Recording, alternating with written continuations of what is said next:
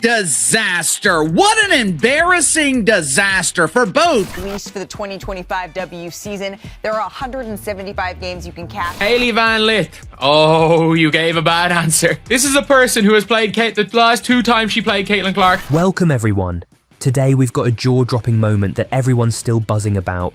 Hailey Van Lith tried to embarrass Caitlin Clark, but it completely backfired.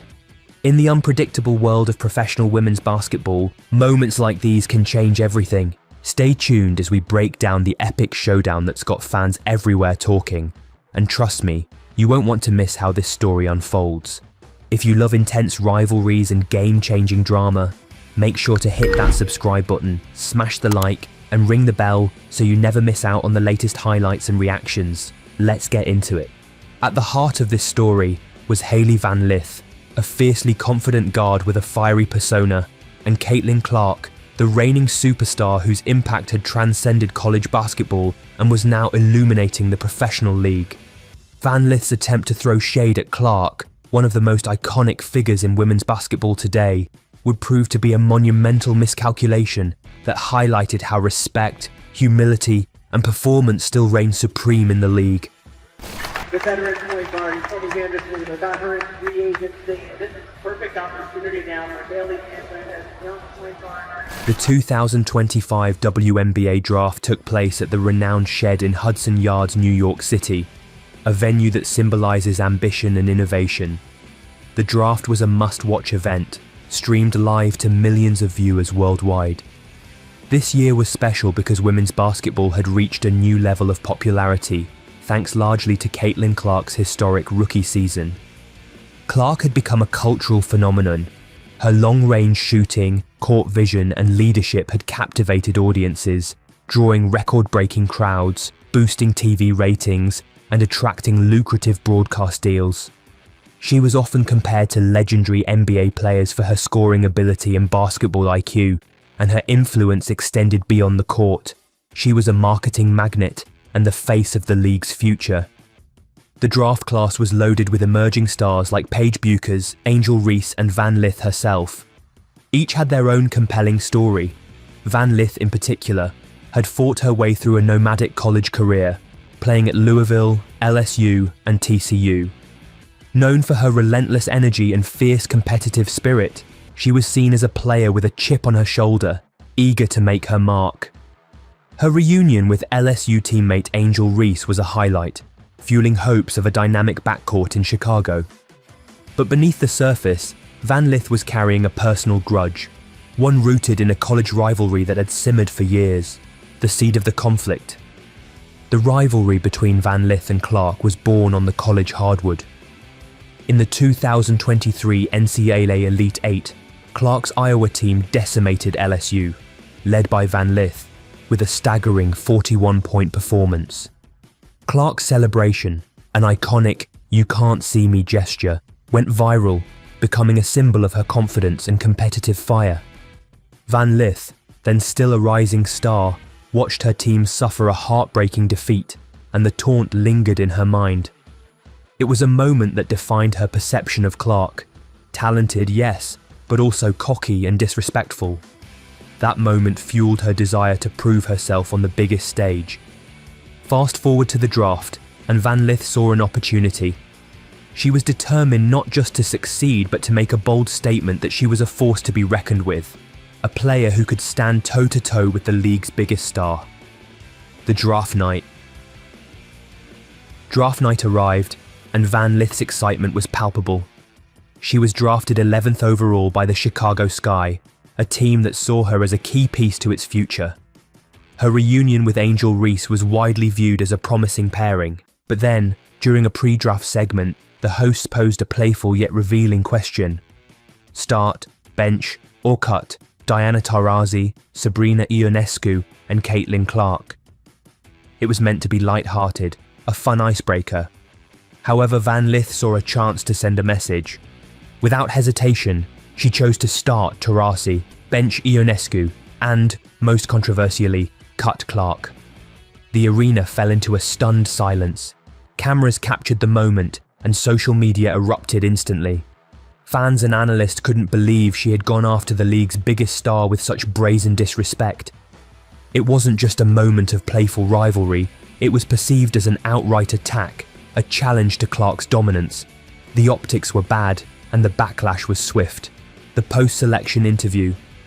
Van Lith's bravado didn't stop there. In her post-draft interview, she subtly referenced Clark, suggesting that some players earn their place with hard work and grit, implying that Clark's rise was somehow undeserved or superficial. Her words were interpreted as a direct shot at Clark's meteoric rise. Many fans and analysts saw this as a misstep, a rookie trying to establish her presence through controversy rather than performance. The online response was brutal.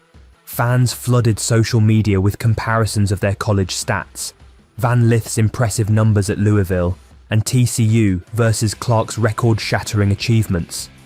Clark had rewritten NCAA record books, becoming the all-time leading scorer and leading Iowa to back-to-back Final Fours. Her impact wasn't just statistical, it was cultural. The media echoed these sentiments. ESPN analysts labeled Van Lith's comments "envy dressed as confidence," emphasizing that Clark's influence had already transformed the league into a global spectacle. The league's front offices and veteran players quickly took notice. Behind the scenes, whispers circulated that multiple teams were hesitant to draft Van Lith, wary of her attitude and potential locker room disruptions. An anonymous scout remarked, "You earn your place with buckets, not by running your mouth on draft night." Meanwhile, Clark's star power was fueling the league's growth in measurable ways. Ticket sales increased over 300% since her draft declaration, and her merchandise sales accounted for nearly half of all league revenue.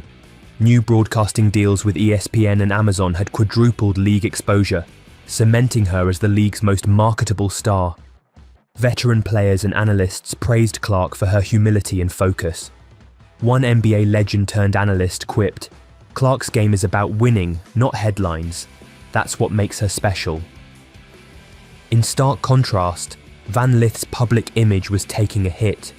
She seemed to be chasing headlines rather than building her game.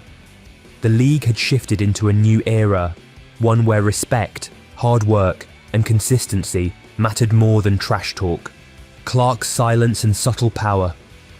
While Van Lith was making headlines for her comments, Clark chose silence. She didn't engage in petty social media feuds or interviews. Instead, she let her game do the talking. A single moment captured her attitude perfectly. During a youth camp, Clark was caught on camera with a calm, confident smile as she signed jerseys and coached aspiring players. That smile became a symbol of her approach, focused, humble, and determined. Her rookie season was nothing short of historic. Clark made an immediate impact, breaking league records for points scored by a rookie guard, most assists in an all-star game, and earning the first ever rookie triple-double. She was named Player of the Month and Rookie of the Month simultaneously, a feat that underscored her dominance. Meanwhile, Van Lith waited patiently, yet her first professional minutes remained elusive. The pressure mounted, and her early missteps painted her as the antagonist in a league that was increasingly embracing Clark's ethos. The first test. The true test of Van Lith's resolve came when the Chicago Sky faced off against Clark's Indiana Fever in the season opener. It was billed as the game of the year, a showdown that had fans buzzing. Van Lith saw this as her chance to prove her words weren't empty. But every missed shot, turnover, or defensive lapse was magnified under the weight of her preseason statements. Clark, on the other hand, remained cool and collected. She was already making headlines with her preseason performance, dropping 28 points, dishing out 8 assists, and showcasing her leadership. Fans and analysts predicted she would continue to dominate, with memes joking that Van Lith was destined for a humbling. The game lived up to the hype. Clark played with effortless grace, hitting deep threes, orchestrating plays, and leading her team to victory.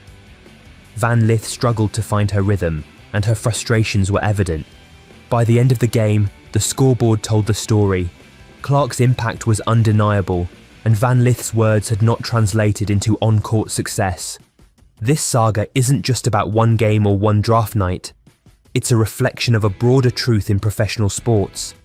Confidence is essential, but hubris can be dangerous. Van Lith's attempt to diminish Clark's achievements and reputation backfired spectacularly. Instead of elevating her profile, she alienated fans, teammates, and league insiders who valued humility and performance.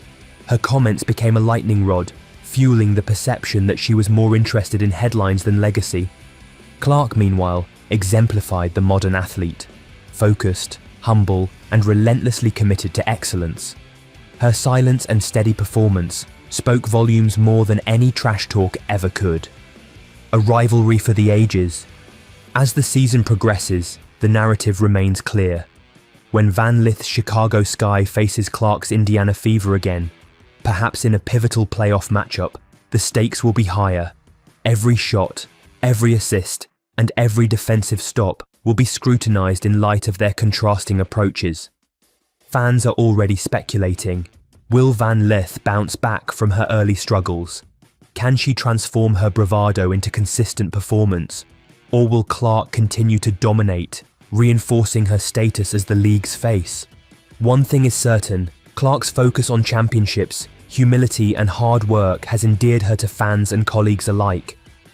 Van Lith's boldness has earned her attention, but it's her performance that will ultimately define her career. The bigger picture, respect, legacy, and the future. This story isn't just about two players. It encapsulates the evolving culture of women's basketball, a league that is rapidly gaining recognition and respect. Players like Clark exemplify the new wave, talented, humble, and dedicated to elevating the sport. Van Lith's journey serves as a cautionary tale about the importance of timing and maturity. Trash talk might work in certain contexts, but in a league that is finally gaining mainstream recognition, substance matters more than sound bites. As Clark continues to build her legacy, breaking records, winning titles, and inspiring a new generation, the league's future looks bright. Meanwhile, Van Lith has the opportunity to learn and grow, to channel her confidence into consistent excellence rather than controversy. In the end, Caitlin Clark's response to Van Lith's attempt at humiliation was a masterclass in humility and focus. She let her game do the talking, earning respect with every bucket, pass, and leadership moment. Van Lith's misstep was a reminder that in professional sports, bravado can be fleeting, but legacy is built on performance and integrity. The upcoming matchups will be watched closely. Will Van Lith rise to the occasion? Or will Clark continue to dominate, proving that respect and humility are the true keys to success? The game has only just begun, and the story of this rivalry is far from over. Let us know your thoughts in the comments below. Do you believe Van Lith can turn things around? Or is Clark destined to lead the league for years to come? One thing's for sure, this is a rivalry that will define the next chapter of women's basketball.